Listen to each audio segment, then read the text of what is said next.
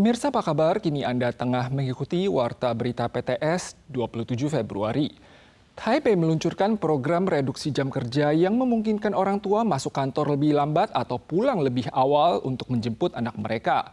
Hal ini telah menarik perhatian luas, namun Ormas memperingatkan jika tidak didukung oleh langkah kondusif, hal ini dapat menimbulkan konflik antara karyawan lajang dan pegawai yang memiliki anak. Guna menciptakan lingkungan kerja kondusif untuk pengasuhan anak, Wali Kota Taipei Jiang Wan-an meluncurkan program reduksi jam kerja yang akan diuji coba pada 1 Maret. Warga segera menghubungi Pemkot Taipei untuk menanyakan rincian kebijakan. Program ini berlaku bagi orang tua yang punya anak di bawah 12 tahun dan berdomisili di Taipei. Perusahaan juga harus terdaftar di Taipei. Selama tidak memotong gaji, mengizinkan karyawan masuk 1 jam lebih lambat atau pulang 1 jam lebih awal, perusahaan dapat mengajukan permohonan subsidi maksimal $100.000 kepada Biro Ketenagakerjaan. 只要登记在台北市的企业，不限产业都可以申请，希望让上班族的爸妈可以更有育儿弹性。 Dana Pemkot Taipei hanya $5,5 juta. Sementara ada sebanyak 180.000 perusahaan di Taipei. Berarti dana hanya cukup untuk 55 perusahaan. Biro Ketenagakerjaan menyatakan dana cadangan akan diaktifkan. 这个政策还是有蛮多的一个检讨空间啦。如果今天忽然抽掉了一个照顾人力，那势必也会对于整个照顾现场受到相关的一个影响。 Tanpa langkah pendukung, pekerja lajang akan dirugikan karena terpaksa menanggung beban kerja tambahan, menimbulkan konflik di kantor, dan orang tua cemas akan memengaruhi penilaian kinerja. Kebijakan ini hanya bisa dilihat namun sulit dinikmati. Curah hujan di wilayah barat selama 3 bulan terakhir hanya mencapai 10% dibandingkan periode yang sama di masa lalu, sehingga menimbulkan krisis pasokan irigasi pada sektor pertanian. Untungnya sebuah front awan yang membawa curah hujan tiba hari ini. Badan Sumber Daya Air akan berupaya meningkatkan cadangan waduk di wilayah Taoyuan, Hsinchu, dan Miaoli lewat program hujan buatan. Petugas menyalakan suar untuk memancing hujan buatan di Waduk Shimen. Program hujan buatan juga dilakukan di Waduk Power di Hsinchu. Curah hujan di wilayah barat telah anjlok dalam 3 bulan terakhir. Hsinchu dan Miaoli hanya mencapai 10% dibandingkan periode yang sama. Sedangkan Changhua dan Taoyuan hanya 11%. Kondisi air untuk pertanian sangat kritis. Walau cadangan Waduk Shimen masih ada 80%, peluang curah hujan pada Maret dan April cenderung minim, memicu otoritas melakukan persiapan awal. Cuaca selama akhir pekan tidak stabil. Hujan diperkirakan turun di wilayah timur dan sentral ke utara. Hujan lebat berpeluang turun di Hualien dan Taitung, sementara Matsu dan kawasan utara mudah timbul kabut. Statistik menunjukkan tingkat kesenjangan upah gender di Taiwan tahun lalu mencapai 16,1%. Hal ini berarti guna mencapai kesetaraan upah, wanita harus bekerja 59 hari lebih banyak dibandingkan laki-laki. Kesenjangan upah gender pada sektor industri teknologi bahkan lebih tinggi, mencapai 42,7%.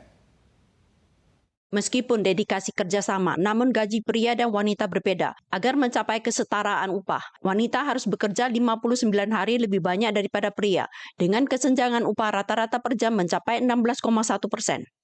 也不是男女性的问题，这应该是各个产业上结构上的问题。就科技业也比较专业，所以赚的钱会比较多。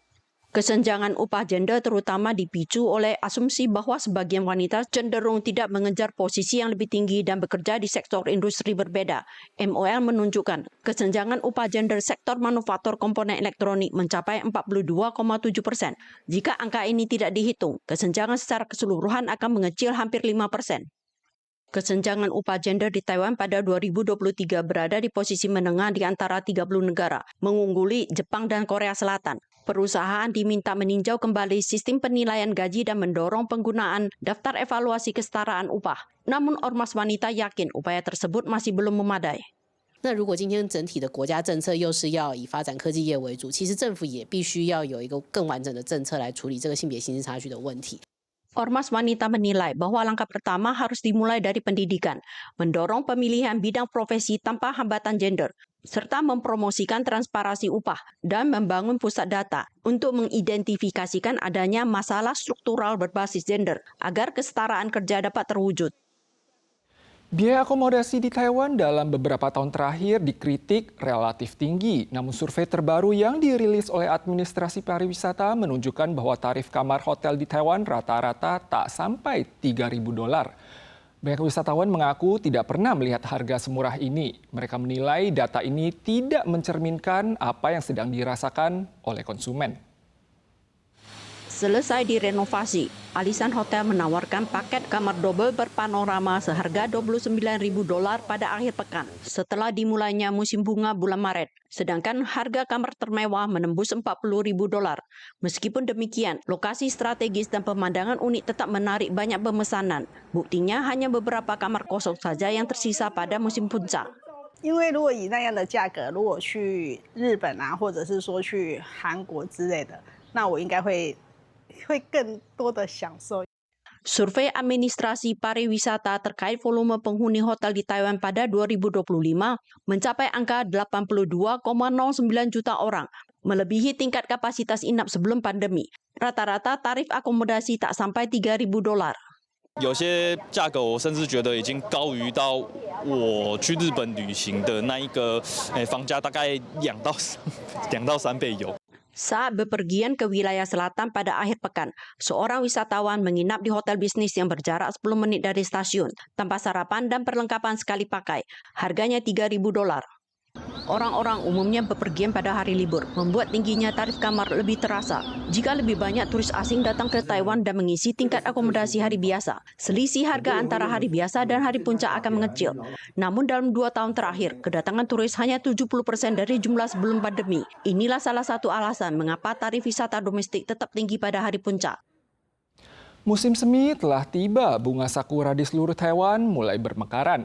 Festival bunga Alishan akan dimulai tanggal 10 Maret. Di antaranya Sakura Somei Yoshino yang dijuluki sebagai Raja Sakura diperkirakan akan mekar pada pertengahan Maret. Kontrol lalu lintas akan diterapkan guna mengurangi kepadatan pengunjung selama festival. Sakura Okame Cherry di kawasan rekreasi Hutan Nasional Alishan telah mekar, menghiasi pegunungan dengan sentuhan merah tua.